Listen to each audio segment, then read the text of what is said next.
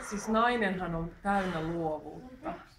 Naisen sisin se on taide. Se on taide. Nainen sinällään on aivan taidetta. Siis mä ajattelen sen niin, että nainen on samanlainen jumalatar. Se sama jumalatar löytyy luonnosta.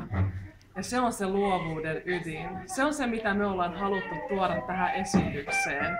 Ja mä itse henkilökohtaisesti olen auttanut siinä.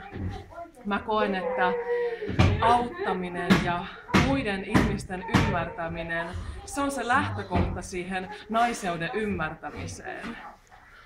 Et meillä on loistava naisporukka tässä ja se naisenergia se on hyvin valloillaan aina.